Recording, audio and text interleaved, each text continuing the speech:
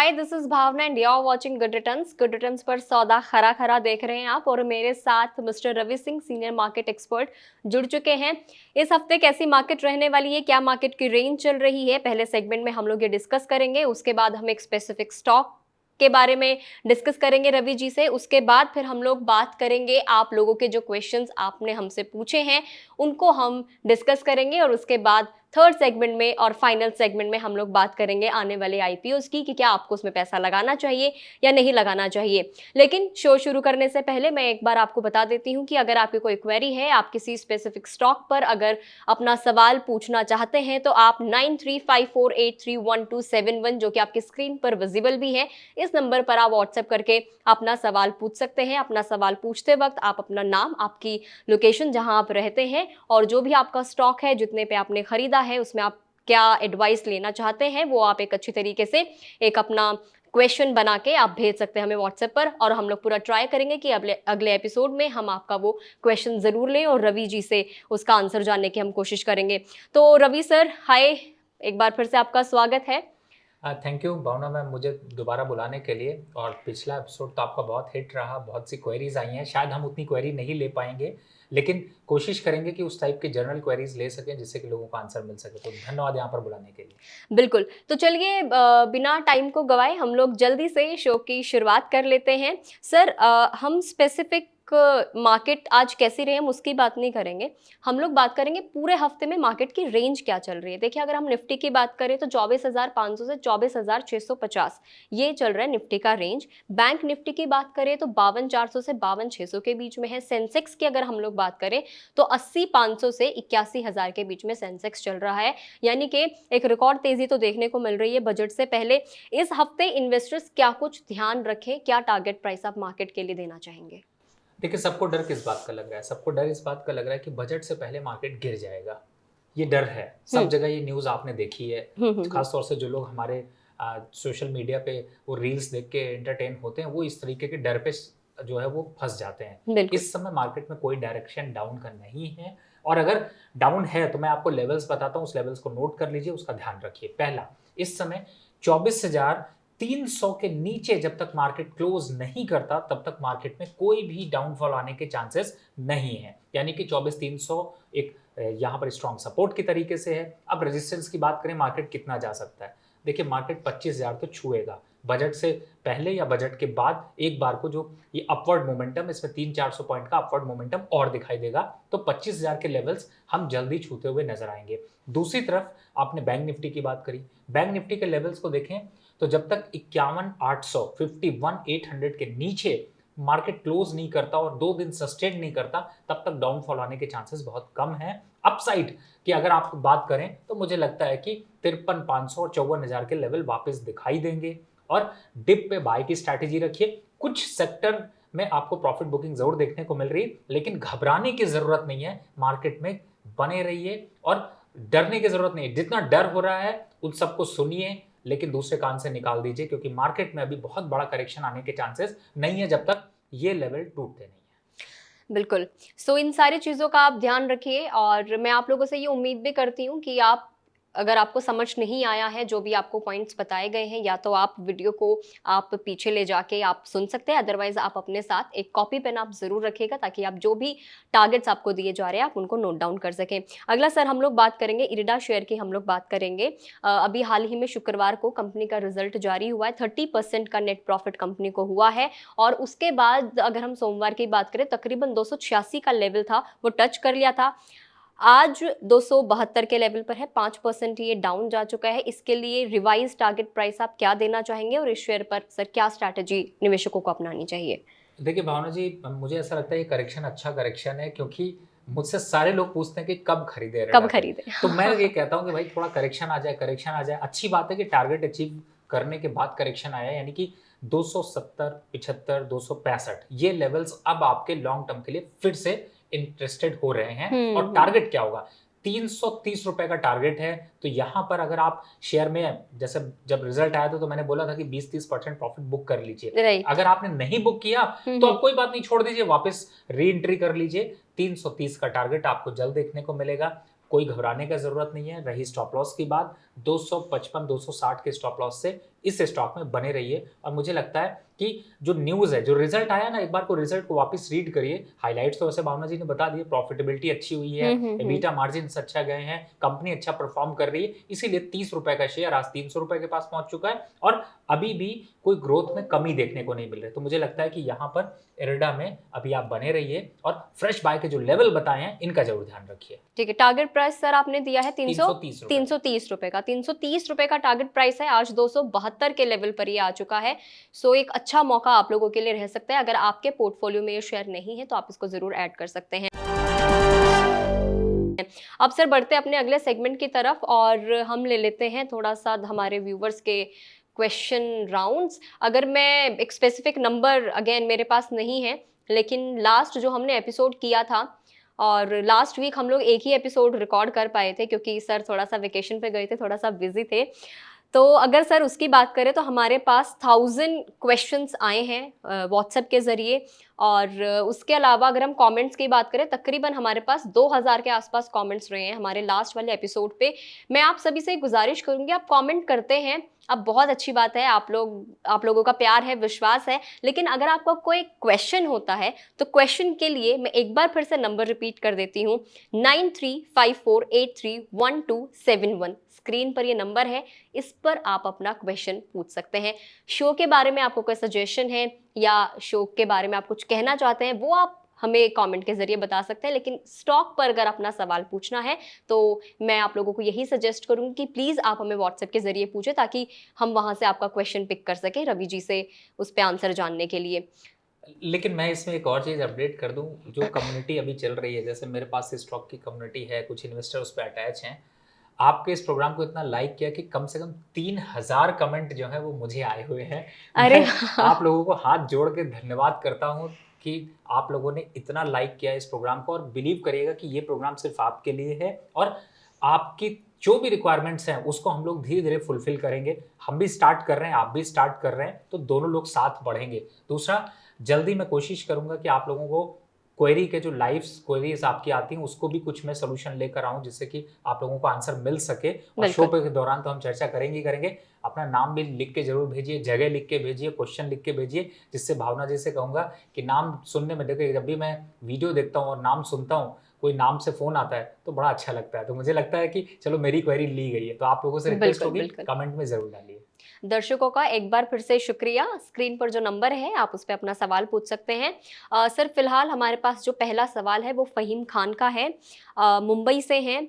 Good morning Bhavna ma'am and Ravi sir, I am big fan of Ravi sir. Ma'am 1000 shares हैं Voda Idea के, 16.85 पर इन्होंने bye किए हैं, पूछ रहे हैं इनको क्या करना चाहिए। देखिए 17 रुपये 50 पैसे तो ऑलरेडी आ चुका है, बढ़ रहा है, बढ़ने दीजिए और प्रॉफिट बढ़ाते हैं और इसको अभी 18 रुपये 50 पैसे तक लेकर आते हैं। 18 रुपये 50 पैसे आ जाता है तो वापस से एक बार को कमेंट करके पूछिएगा या फिर वापस हम लोग जिक्र करेंगे, उसको जरूर फॉलो करिएगा। फिलहाल अभी आपको करना है वेट, और जल्दबाजी बिल्कुल मत करिए, मत सुनिए इधर उधर की। प्रॉफिट दे रहा है स्टॉक, प्रॉफिट को और बढ़ने दीजिए। तो आपको जल्दबाजी नहीं करनी है, थोड़ा सा पेशेंस आपको रखना है और 18.50 इतने का आपको वेट करना है और उसके बाद फिर से आप सवाल पूछिएगा। वह सवाल हम लोग अगर पिक कर पाए तो पिक करेंगे और आपको सोल्यूशन ज़रूर देंगे। अगला जो सवाल है हरजिंदर सिंह का है और शो के लिए कॉन्ग्रेचुलेशंस बोल रहे हैं, बहुत बहुत शुक्रिया हरजिंदर जी आपका। इनके पास जो शेयर है वो GNFC का है, 15 शेयर्स हैं, 764 के रेट पर, 764 के प्राइस पर इन्होंने खरीदे हैं। पूछ रहे हैं इनको रखना है कि इनको निकालना है।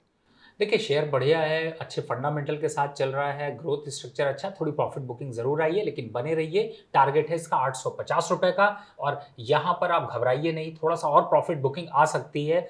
2 से 3% तक स्टॉक गिर सकता है। अगर 2 से 3% गिरता है तो वहां पर एवरेज करने की सलाह होगी, यानी फिर से थोड़ा सा एड ऑन करने की सलाह होगी। फिलहाल अभी आप बने रहिए। बिल्कुल, तो अभी आपको बने रहने की सलाह दी गई है। अगला जो सवाल है वो कमलेश कुमार का है, मिर्जापुर यूपी से हैं। रवि सर और भावना मैम को मेरा नमस्कार। आप दोनों लोग ऐसे ही मेरा और दूसरे लोगों का भला कर रहे हैं। मैं ये प्रोग्राम हमेशा देखता हूँ और भी वीडियोस देखता हूँ आपकी, थैंक यू सो मच। आप लोगों के सुझाव पर मैंने जो शेयर बाय किए हैं सभी में प्रॉफिट हो रहा है। देखिए ये तो सर के सजेशंस है जिनको आप फॉलो करते हैं। और लेकिन मैंने कुछ ऐसे शेयर्स भी ले रखे हैं जो मेरा सिर दर्द हो गया है जिनसे, प्लीज सुझाव दें। और इन्होंने जो शेयर लिए हैं वो है ease My trip, 47 rupees per इन्होंने 100 शेयर्स लिए हैं। उसके बाद इन्होंने IDFC बैंक का लिया है, 82.58 पे इन्होंने 70 शेयर लिए हैं। पूछ रहे हैं क्या करना है इनमें। देखिए, आपने एक स्टॉक तो कचरा लिया, इसमें कोई डाउट नहीं है, और शायद पिछले एपिसोड में मैंने ईज माई ट्रिप से कहा भी था कि आप लोग निकल जाइए, इस स्टॉक को कंटिन्यू नहीं करना। और आपके माध्यम से मैं ये भी बताऊं कि जो लोगों के पास ईज माई ट्रिप है उसको एग्जिट करके यहाँ पर आपको 2 स्टॉक देता हूँ। पहला स्टॉक है IND बैंक, यानी कि यहाँ पर आप या तो उसको आप खरीद लीजिए, नहीं तो दूसरा है PSB, Punjab and Sind Bank. Ease My Trip से एग्जिट होइए और उन दोनों स्टॉक्स में से कोई भी स्टॉक चूज करके आप ले लीजिए, वो आपका लॉस रिकवर कर देंगे, प्रॉफिटेबिलिटी की तरफ ले आएंगे। और आपके सजेशन के माध्यम से मैं कोशिश करूंगा नेक्स्ट एपिसोड में भावना जी से भी रिक्वेस्ट करूंगा, हम 4-5 कचरे स्टॉक की चर्चा जरूर करेंगे। कचरा स्टॉक का मतलब इन स्टॉक्स में इन्वेस्टमेंट अगर है तो आपको स्विच करना है, निकलना है, या फिर इन स्टॉक से दूरी बनानी है, उसकी जरूर चर्चा करेंगे। लेकिन फिलहाल अभी कचरा स्टॉक जो है वो है ईज माई ट्रिप। तो ईज माई ट्रिप से डेफिनेटली आप निकल सकते हैं। अगला जो सवाल है वो दीनू का है। नमस्ते Bhavna ji and Ravi sir, your channel is really very helpful for everyone, thank you so much ji, thank you. My name is Dinu Rathi, I am from Indore MP, और ये जानना चाहते हैं हाथवे केबल के बारे में जानना चाहते हैं। इनके पास 4000 शेयर्स हैं जो इन्होंने लिए हैं 25.40 पर। देखिए, फिर से अभी हम लोग चर्चा ही कर रहे थे कचरे स्टॉक की। दूसरा जो अगर ये स्टॉक देखते हैं तो मुझे लगता नहीं है कि बहुत ज़्यादा स्ट्रांग फंडामेंटल है या फिर कुछ बहुत ज़्यादा मोमेंटम यहाँ पर बन पाएगा। थोड़ा सा डाउन जरूर है, लेकिन मुझे लगता है कि अगर आपके लेवल्स के आसपास आता है तो एक बार एग्जिट हो जाए। इस स्टॉक में बिल्कुल निवेश नहीं करना है, दूरी बनानी है, क्योंकि ये आपने क्वांटिटी छोटा समझकर ज़्यादा ली है लेकिन पेन उतना ही बड़ा दे रहा है। तो मुझे लगता है आपको थोड़ा सा भी वेट कर लीजिए, जल्दबाजी भी नहीं है, थोड़ा सा मोमेंटम मार्केट अप है, अगर रिवर्स करके आपके रेट के पास आता है तो एक बार एग्जिट कर लीजिए। तो थोड़ा सा वेट रहने का आपको सजेशन दिया गया है। अगला जो सवाल है वो सतीश कुमार का है, भिलवाड़ा राजस्थान से हैं। इन्होंने 104 रुपये पर लिए हैं 250 शेयर NHPC के। इसके बाद जो अगला शेयर है वो है इनका GMR इंफ्रा का, जो इन्होंने 96 रुपये पे लिए हैं 219 शेयर। IDFC फर्स्ट बैंक के लिए हैं 80 रुपये पे 300 शेयर्स लिए हैं। इंजीनियर्स इंडिया जो इन्होंने लिया है 272 रुपये पे 100 शेयर्स लिए हैं। HCC इन्होंने 48 रुपये पर 500 शेयर्स लिए हैं। और अब ये जानना चाह रहे हैं कि इसमें उनको क्या करना है। देखिए, सारे शेयर में तो आपको प्रॉफिट आ रहा है, कोई शेयर आपका नेगेटिव है नहीं। SCC के टारगेट की बात करें तो 54-55 रुपए के पास। IDFC फर्स्ट में थोड़ा सा नुकसान आ रहा है, लेकिन इसको आप कर लीजिए। यहाँ पर एवरेज अपसाइड टारगेट वापस से 85-88 के लेवल आपको देखने को मिलेंगे। NHPC आपको 117-18 दिखाई चुका है, प्रॉफिट चाहे तो यहाँ पर 40% बुक कर लें, दोबारा 110 और 105 के पास आता है, 8 के पास आता है तो दोबारा बाय कर सकते हैं। तो सारे स्टॉक्स आपके यहाँ पर प्रॉफिटेबिलिटी की तरफ है। मुझे लगता है कि अभी आपको वेट करना चाहिए। GMR के टारगेट की बात करें तो मुझे लगता है कि 102 रुपए तक के टारगेट यहाँ पर आपको देखने को मिल सकते हैं। उन लेवल्स पर आता है तो थोड़ा प्रॉफिट बुक कर सकते हैं। फिलहाल 96 जो आपका बाइंग प्राइस है वही यहाँ पर सपोर्ट की तरीके से काम कर रहा है। तो फिलहाल अभी आपको सारे स्टॉक्स में करना है वेट, एवरेज करना है तो IDFC पे, और टारगेट जो बताया उनका ध्यान। ठीक है, टारगेट का ध्यान रखिए और थोड़ा सा इंतजार कर लीजिए। थैंक यू सो मच अपना सवाल पूछने के लिए। अगला सवाल अरविंद जी का है। अरविंद सिंह UP से हैं और सर आपके बहुत बड़े फ़ैन हैं और गुड रिटर्न्स के लिए भी बहुत बहुत प्यार, शुक्रिया आपका। RVNL शेयर इन्होंने 250 पे 300 शेयर्स लिए हैं। IRFC इन्होंने 152 पे 1150 शेयर्स लिए हैं। इरकॉन के इन्होंने 257 पर 411 शेयर्स लिए हैं। इंडिया बुल्स रियल एस्टेट 147 पर 120 शेयर्स लिए हैं। प्लीज़ गाइड मी कब और कितना प्रॉफिट बुक करूं। इंडिया बुल्स पर पूछ रहे हैं, इसको आगे फॉरवर्ड करें या नहीं करें, time limit constants for me.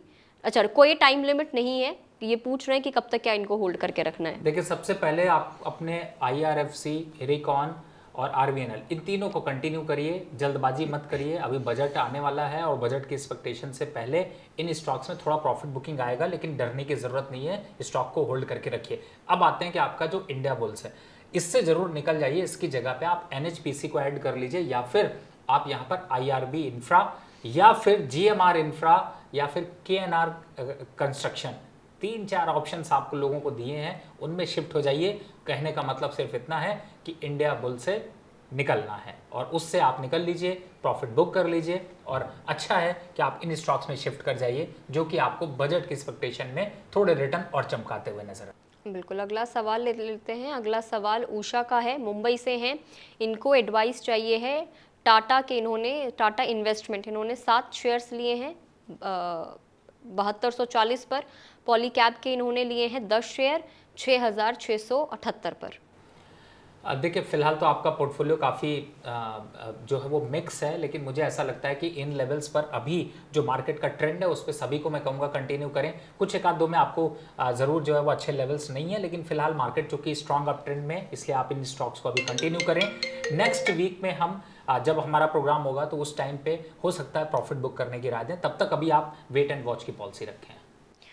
Thank you Usha जी अपना सवाल पूछने के लिए। अगला जो सवाल है वो विनय जी का है। हेलो भावना मैडम, मेरा रवि सर से सवाल है कि CDSL में फ्रेश एंट्री कब ले सकते हैं? तकरीबन 2 से 3 साल का इनके पास वक्त है होल्ड करने के लिए।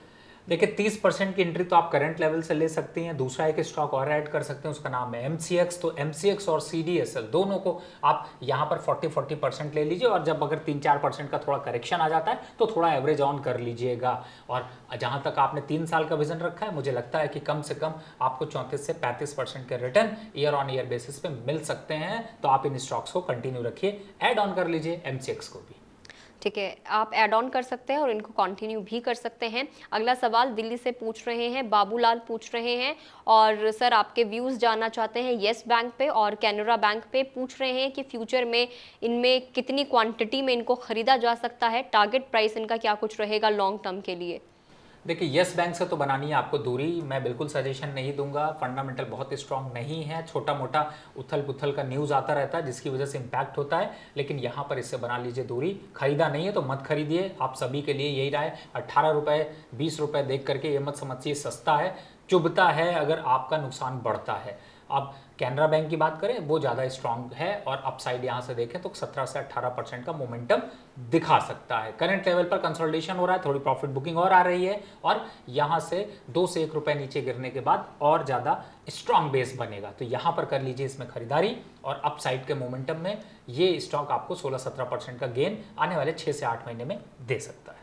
बिल्कुल, अगला जो सवाल है वो सज्जू सिद्दीकी का है। आदाब सर, मेरा नाम सज्जू सिद्दीकी है और मैं बिहार के रोहतास ज़िले से हूँ। पूछ रहे हैं अशोक लीलैंड के इनके पास 50 शेयर हैं, एक्साइड इंडस्ट्रीज़ के 20 हैं, हेरिटेज फूड के 20 शेयर्स लिए हुए हैं। इन पर इनको क्या कुछ करना चाहिए? देखिए तीनों स्टॉक्स अच्छे हैं, लेकिन पहले आपको हेरिटेज फूड से करना है बुक। जो होना था वो हो चुका, बहुत ज़्यादा कुछ अप ट्रेंड यहाँ पर नहीं है। सरकार जरूर बनी है, सरकार का आपने स्वाद चखा और उसी वजह से शायद आपने इस स्टॉक को यहाँ पर लेने की कोशिश की है, लेकिन फिलहाल मुझे लगता है कि अब आपको हेरिटेज फूड पे नहीं कंटिन्यू करना चाहिए, एग्जिट होना चाहिए। दूसरा स्टॉक की बात करें तो देखिए इस समय अशोक लेलैंड है वो भी अच्छे चल रहा है और दूसरा स्टॉक भी आपका अच्छा चल रहा है, तो इन दोनों में थोड़ी सी पोजीशन बढ़ा लीजिए। नहीं तो मैंने अभी 3-4 स्टॉक सजेस्ट किए हैं, कुछ समझ में नहीं आता फिर एक नया स्टॉक ऐड हो गया, पेन पेपर लेके नोट करते रहिए। कोल इंडिया करंट लेवल पर 510 रुपए चल रहा है इस समय और करना है आपको ऐड। अपसाइड टारगेट है 580 रुपए का और जहां तक लॉन्ग टर्म टारगेट की बात करें तो मुझे लगता है कि ये स्टॉक मल्टीबैगर आपको आगे साबित होगा और बजट के एक्सपेक्टेशन में भी फुलफिल होगा, तो यहाँ पर इसको आप ऐड ऑन कर सकते हैं। तो कोल इंडिया को आप खरीद सकते हैं, आपको इसको ऐड करने की सलाह दी जा रही है। सर अगला सवाल है, my name is Raj, I am from Kolkata. First of all I love your show सौदा खरा खरा, थैंक यू सो मच हम लोगों के साथ बने रहने के लिए और अपना सवाल पूछने के लिए। इनका सवाल है, how can I invest in option trading with a small amount. Second इनका क्वेश्चन है, suggest some stocks that can give me a short term profit. And third इनका क्वेश्चन है, L&T फाइनेंस का टारगेट प्राइस पूछ रहे हैं। देखिए फिलहाल L&T फाइनेंस ही यहाँ पर थोड़ा सा आपको परेशान कर रहा है, लेकिन फिलहाल अपसाइड के मोमेंटम में देखते हैं तो 186 रुपए के लेवल्स वापस आपको देखने को मिल सकते हैं। बाकी स्टॉक तो आपने अच्छे रखे हैं। ऑप्शन ट्रेडिंग की बात है तो देखिए पहले ऑप्शन ट्रेडिंग सीधे मत स्टार्ट करिए, मैं सीधे मना करता हूँ। किसी भी कम्युनिटी को, चाहे आप जो भी कम्युनिटी ज्वाइन करते हैं उसको पहले लीजिए, समझिए और फिर पेपर ट्रेड करिए। पेपर ट्रेड का मतलब है जो सजेशंस आ रहे हैं उनको नोट करिए, उनको समझने के बाद, क्योंकि ऑप्शन ट्रेडिंग में बहुत फास्ट मूवमेंट होता है, अट्रैक्टिव जरूर लगता है लेकिन नुकसान भी उतना ही देता है। तो मुझे लगता है कि आप इसके बारे में थोड़ी स्टडी और करें, उसके बाद आप इसमें इन्वेस्टमेंट करें। और मुझे लगता है कि ऑप्शन पे भावना जी हम लोग एक पूरा प्रोग्राम किसी टाइम पे मिलता है तो रिकॉर्ड करते हैं, बिल्कुल जिससे कि बिल्कुल। लोगों को जानकारी बढ़ सके। और बहुत जल्द हम लोग बजट के ऊपर भी एक प्रोग्राम रिकॉर्ड करने वाले हैं। सर से मैं गुजारिश करूंगी कि 1-2 दिन में जो भी इनका फ्री टाइम हमें मिल जाए तो एक बजट के ऊपर भी करेंगे कि बजट से पहले कौन से शेयर्स आप लोग खरीद सकते हैं, किन पर आप फोकस कर सकते हैं, बजट के बाद कौन से ऐसे स्टॉक्स हैं जो भागेंगे रॉकेट की तरह, वो सारी चीज़ें हम लोग डिस्कस करेंगे। आज का सर आखिरी सवाल ले लेते हैं। दिव्या पूछ रही हैं, DCW के इन्होंने 500 शेयर्स लिए हैं 60.85 पर, ओसवाल ग्रीन के इन्होंने 1000 शेयर्स लिए हैं 39.10 पर, दोनों के दोनों लॉस में चल रहे हैं। पूछ रही है कि आगे क्या करना है। अफसोस है आपने स्टॉक लिया है लेकिन बहुत अच्छे स्ट्रॉन्ग फंडामेंटल के साथ नहीं है, तो आपको राय होगी कि आप इनसे एग्जिट हो जाइए। अभी मैंने बहुत स्टॉक्स की चर्चा की है, लॉस जरूर होगा लेकिन इस लॉस की रिकवरी ये जो स्टॉक्स की मैं चर्चा कर रहा था वो ज़्यादा जल्दी दे सकते हैं। फिलहाल सजेशन यही है, दोनों से एक बार एग्जिट कर लीजिए। तो एग्जिट करने की आपको सलाह दी गई है। आप अगर अपना कोई सवाल पूछना चाहते हैं तो आप 9354831271 आपकी स्क्रीन पर नंबर फ्लैश हो रहा है, इस पर जाकर आप अपना सवाल पूछ सकते हैं। और आप दर्शकों का बहुत बहुत शुक्रिया अपना सवाल पूछने के लिए। आप जब भी अपना सवाल पूछें व्हाट्सएप नंबर पर आपका नाम, आपकी जगह, आपकी लोकेशन, आप जहां रहते हैं और उसके अलावा आपका जो भी स्पेसिफिक क्वेश्चन है वो आप हमें व्हाट्सएप के ज़रिए बता सकते हैं। अगले एपिसोड में हम ट्राई करेंगे कि आपका जो सवाल है वो हम ज़रूर पिक करें। सर सवाल पिक करने से पहले हम 1-2 चीज़ें उनका बहुत ध्यान रखते हैं कि कुछ कुछ ऐसे कॉमन स्टॉक्स होते हैं जो बहुत सारे लोगों के होते हैं। 500 लोगों ने पूछे हैं तो कम से कम 50 से 70 लोगों के सवाल एक ही उस पे होंगे, स्टॉक पे होंगे।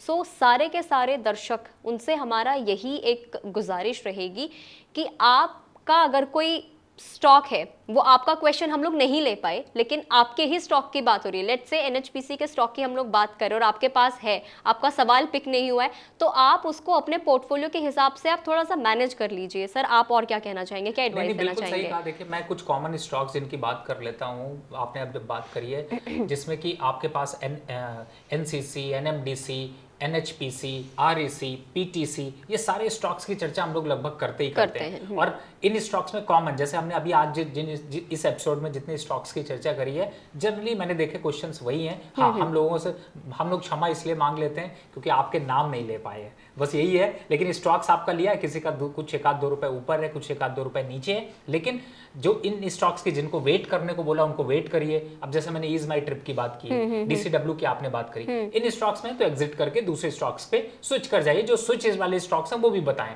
तो आप इस तरीके के सजेशंस को फॉलो करेंगे तो आपके पोर्टफोलियो की चमक बढ़ेगी।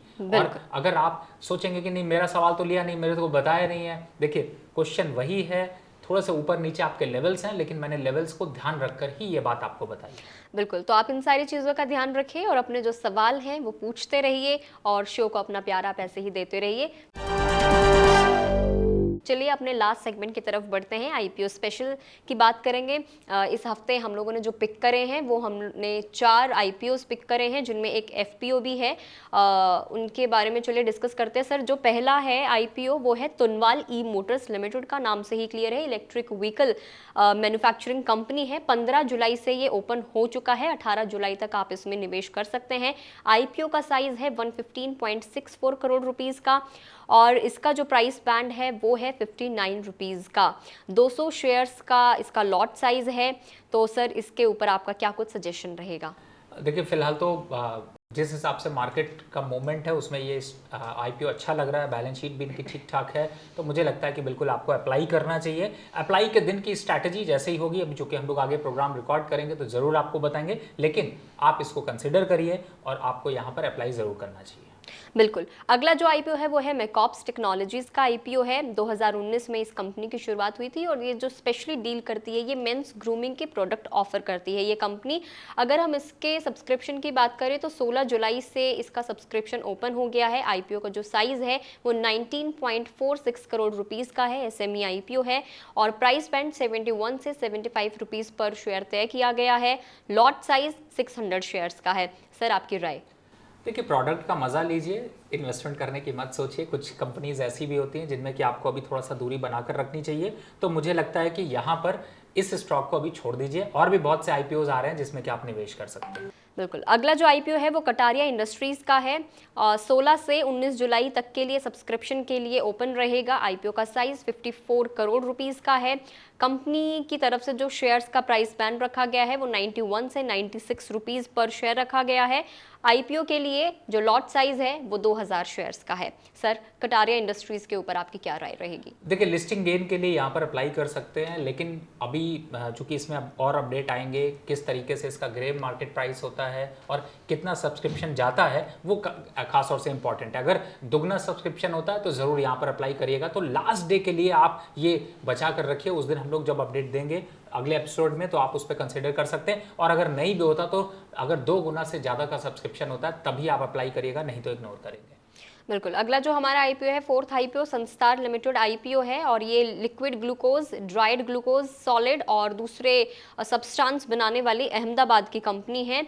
19 जुलाई से कंपनी का आईपीओ ओपन हो रहा है। 23 जुलाई तक आप इसमें निवेश कर सकते हैं। कंपनी का आईपीओ का साइज 510 करोड़ रुपए का है और शेयर का जो प्राइस बैंड रखा गया है वो 90 से 95 रुपीज़ पर शेयर रखा गया है। 150 शेयर्स का लॉट साइज तय किया गया है। सर, संस्टार लिमिटेड आईपीओ पर क्या राय है आपकी? देखिए, फिलहाल फ्यूचर प्रॉस्पेक्ट्स को देखते हैं तो मुझे लगता है कि थोड़ा सा यहाँ पर जो है वो बैलेंस शीट और नंबर्स को अगर देखते हैं तो थोड़ा अट्रैक्शन कम दिखाई देता है। और इस समय चूंकि आईपीओ की भरमार है तो बहुत डिसीजन सोच समझ कर लेना है। तो फिलहाल प्राइमा फेसी में अभी आप इसको इग्नोर करके चल सकते हैं। अगर कुछ अपडेट होगा तो हम लोग इसको जस्ट अपडेट देंगे, लेकिन अभी फिलहाल देख करके जो बैलेंस शीट है उसको देख करके लगता है कि एक बार इग्नोर किया जा सकता है। बिल्कुल। अगला जो है वो है सार टेलीवेंचर लिमिटेड का एफपीओ ये आ रहा है। 4G 5G टावर लगाने वाली ये सार टेलीवेंचर है। 22 से 24 जुलाई तक के लिए सब्सक्रिप्शन के लिए एफपीओ खुलेगा। साइज़ है 150 करोड़ रुपीज़ और कंपनी का जो शेयर्स का प्राइस बैंड रखा गया है वो 200 रुपीज़ से 210 रुपीज़ रखा गया है और लॉट साइज़ जो तय किया गया है एफपीओ का वो 500 किया गया है।